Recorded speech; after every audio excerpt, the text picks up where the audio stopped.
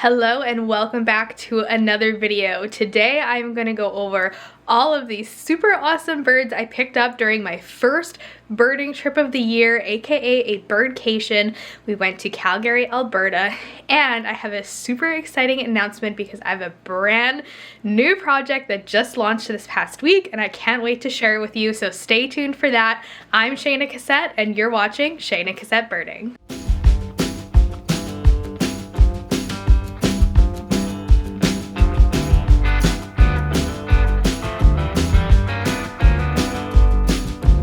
So for a little bit of backstory, my partner and I's birthdays are only 3 days apart, and so the first year after we got married, we ended up taking a birthday trip in the end of March.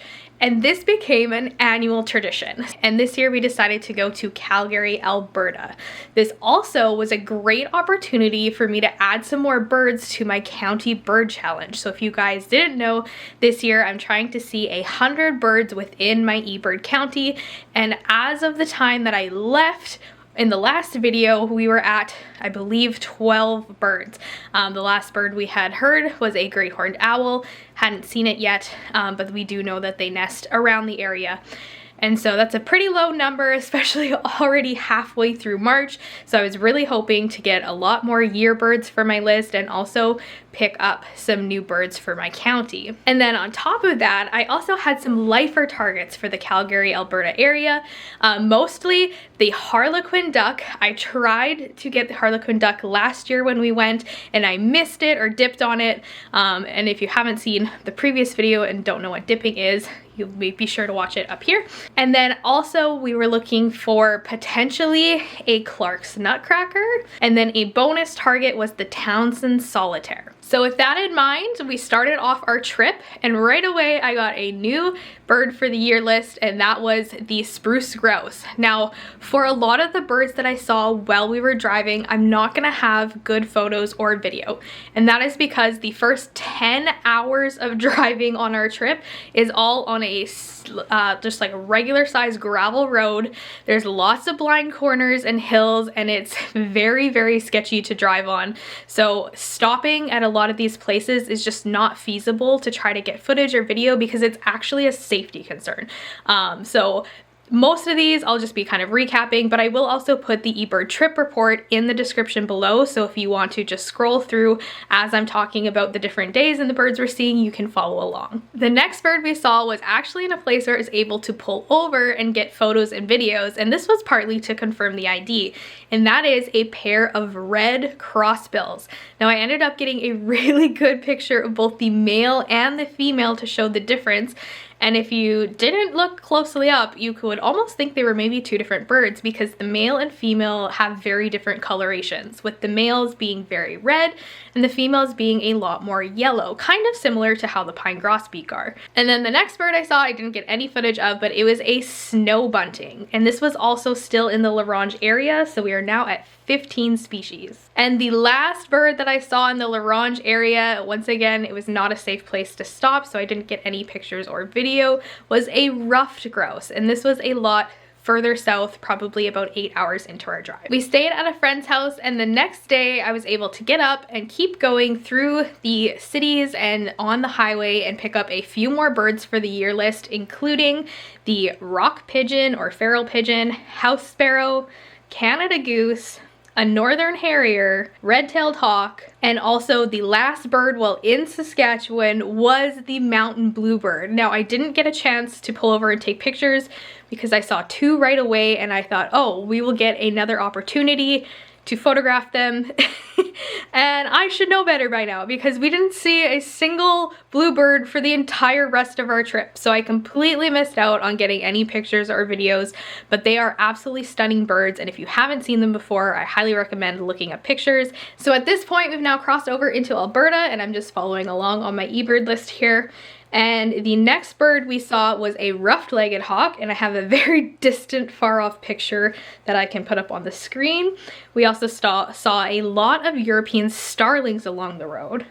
We saw a juvenile bald eagle, and then we immediately after saw a golden eagle, and I did manage to stop and get some really good pictures of this one because it was an immature one, but you could start to see the gold part of the golden eagle coming in on the back of the neck. And then getting a little bit closer to Calgary, we're now in the Drumheller area. We saw ringneck pheasant in the Badlands, and then also almost into Calgary, we saw sharp-tailed grouse. So the next day was my partner's day to pick what he wanted to do for his birthday, and he decided we should take a day trip to Yoho National Park, which is about an hour past Banff and just inside the BC border. So while we were going there, I thought this is going to be perfect because this is going to be the best opportunity on the trip I'm going to have to try to get the Clark's Nutcracker, which was one of my top targets for getting a lifer on this trip. And so we pulled up into the parking lot after a very snowy day drive in. We actually thought at the lunch stop we were gonna have to turn around because that we weren't gonna be able to actually make it. But the snow passed. We ended up having beautiful, beautiful weather, and we got to explore Yoho National Park, specifically Townside of Field, the Natural Bridge stopping point, and then Emerald Lake itself. And so right off in the parking lot, we got American crows calling, which was a nice year bird for the list. And so we are now at 31 birds for the year. We also saw a golden crowned kinglet, which was flitting around so much. I never did get a really good photograph of it, but I did get a blurry one that proved the idea of it anyways. And then we got the first lifer of the trip. And this lifer is one that I honestly forgot was an option. I'm not from mountain regions. I'm from prairie and northern forest in Saskatchewan. And so I forget that Steller's jays are a thing, but we saw my very first lifer Steller's jay, and it gave us some really good looks. There was actually 3 of them flitting around in the trees. So I got a little bit of video as well as some pictures. And then at this point we started to do the Hamilton Falls hike. And I was still looking out for the Clark's Nutcracker, still looking out for anything else we might see. We hiked the 1.6 kilometers all the way up to the falls, which were frozen, and my asthmatic lungs were killing me. I literally almost had a breakdown at the end of the trail. We saw absolutely no birds. Like not a single bird the entire hike up, and I thought, well, this was a complete bust. At least we had a nice walk. Literally turned around, huffing and puffing, almost tears in my eyes after getting to the top of this trail, and out of the corner of my eye, I saw a flash of movement, and I looked over, and wouldn't you know, there's just a Clark's Nutcracker that magically appeared seemingly out of nowhere just across the little drainage area. And it gave amazing views and let me get some awesome pictures of it, and I just started freaking out. There were other people on the trail, so I didn't really vlog my own reaction, but I did get some good footage and pictures that I wanted to share with you here. So that was at the very top of the trail. We started walking back down to head back to the vehicle because we wanted to start making our way back to Calgary for supper and also just to head in for the night. And then all of a sudden, all the birds that were nowhere to be found on the walk up started coming out of the woodworks. We saw a pair of American three-toed woodpeckers. We saw a red-breasted nuthatch, which I think is super funny that the first one of the year I had to go 2 provinces over to see because I still haven't seen one in Saskatchewan yet this year. And then we also saw northern flicker on the drive home. So that ended our first full day in Calgary / Yoho. We also saw some really awesome tame, not tame quite per se, but very used to people elk on the side of the pull-off into the Emerald Lake, and so I did get a couple of pictures of those. And in the picture of the herd of elk, you can see that one of them has a collar and a lot of them have ear tags, and this is part of the monitoring program from the biologists who study the elk herds in Yoho and Banff and the surrounding parks. So that brings us to March 23rd, which was my actual birthday, and I got to meet up with a lovely friend, Katie McKay. She came out birding and was our kind of unofficial tour guide for the day. So we started out in Edworthy Park, which is a really super quiet park, but a great place to walk, and this was because she figured it would be the best place to try to find the Townsend solitaire. So we started birding and we found quite a few birds right off the bat. We got mallard, common merganser, an American herring gull, downy woodpeckers, American robin, and then we decided to start walking up the hill because I had seen what I was pretty sure was a merlin, but some sort of small bird of prey on the drive down. And while we were walking up, all of a sudden my partner was like, hey, what is that bird in the top of the tree? Is that a dove? He had also never seen a Townsend solitaire before, and since they are very kind of sleek, very drab, similar color bird, it's very easy to see why he would think it was a dove, but it was actually the lifer Townsend solitaire. And we actually ended up seeing more than one, and they gave us great views, so I got lots of good video, and I even am pretty sure I got video of it singing, so I'm gonna put all that in here now.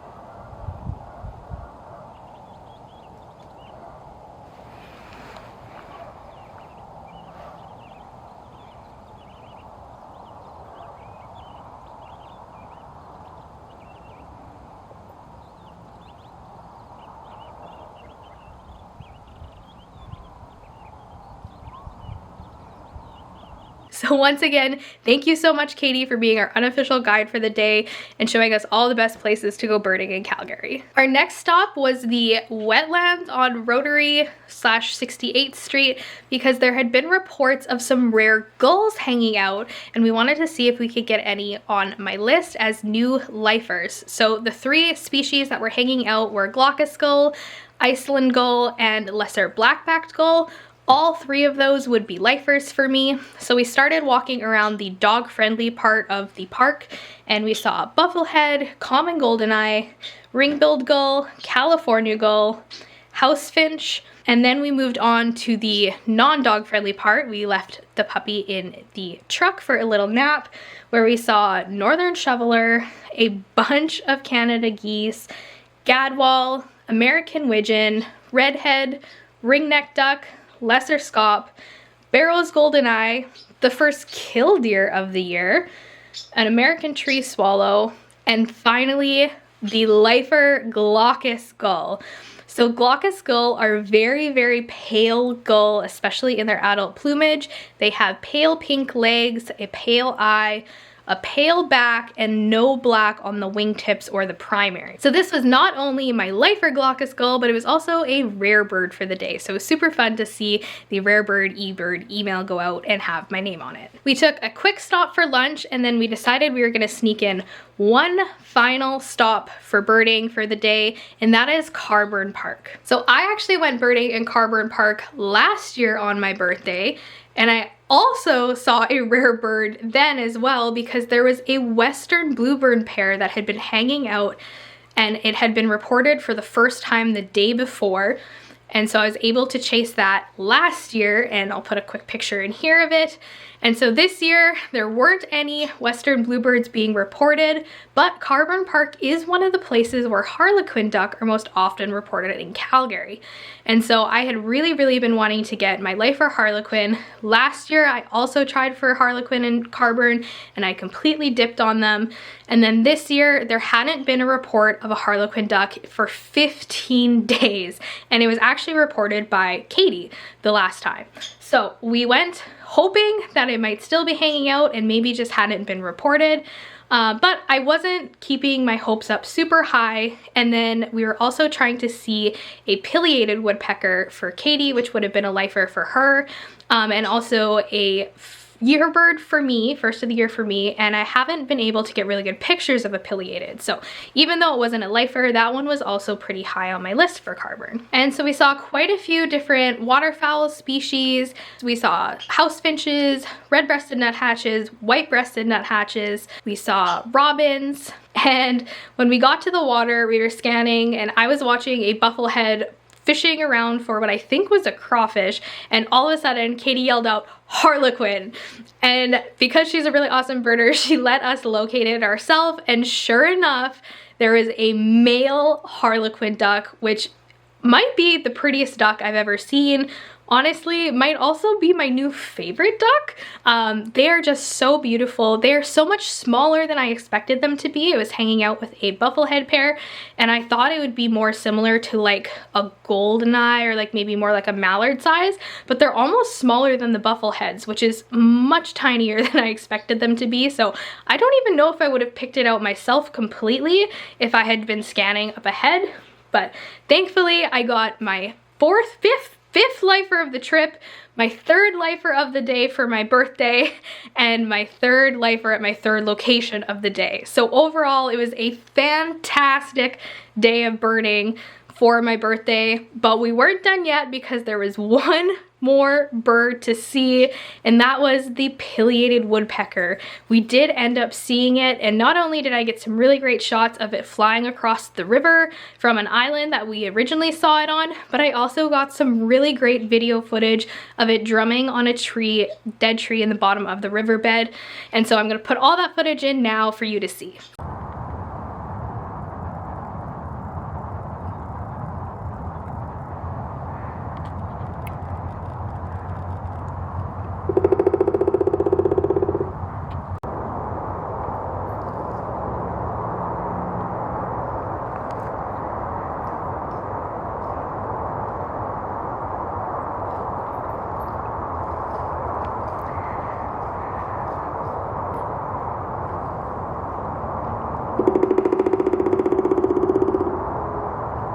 And unfortunately, our final day in Calgary ended up not being a birding day because we ended up having vehicle issues and had to take our vehicle in to get it fixed before our drive home.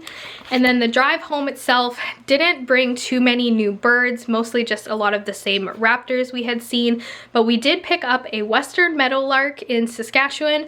And then on our final drive home in the morning, I did very briefly see a great gray owl, which is my first one for the year.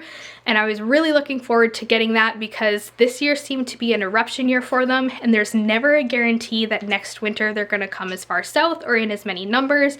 So it was really awesome to get the great gray owl for both my county bird and for my year list. So just to recap, we started the trip, I had 12 birds on my year list and 12 birds on my county list. Now I have 64 birds on my year list from one 6-day trip. And for my county list, I'm sitting at 17 species. So overall, it was a great trip. I never seem to do as much blogging as I plan when I go on these trips. So this is a little bit more of a recap style video, but I hope you still enjoyed hearing about the birds I saw and seeing what little footage and photos I did end up taking. Now, I mentioned at the beginning of the video that there's a new project that I launched that I was working on, and now I want to share it with you. And that is that I have made my own birding stickers. These are now officially in and available for purchase. Each sticker is $4.50 and shipping in Canada is $2 per envelope, so you can fit as many stickers as you want in them, and international shipping is $4. So these are all birding themed stickers that feature my own photography, and I have them all up on my website at shaynacossettewildlife.com/birding stickers. So I will put, oops, that was upside down. I will put a link to them in the description below, but I have so many fun bird designs and I have so many more planned. So if you like stickers, if you like birding, be sure to check them out. They are a water-proof material, so they can withstand elements, get put on your water bottle, etc. And so check them out and let me know which one is your favorite. So far, the cheeseburger sticker has been the favorite amongst the people who have purchased them. And if you've already purchased a sticker, thank you so much. 10% of all the proceeds are going towards bird conservation fundraiser projects in Canada, and our first recipient is the Last Mountain Bird Observatory, which is our bird banding station here in Saskatchewan. And so at the time of recording this video, we've already raised $6 for the banding station, but I hope to make that number much higher in the future. So with that, thank you guys so much for watching, and remember to get out and go birding.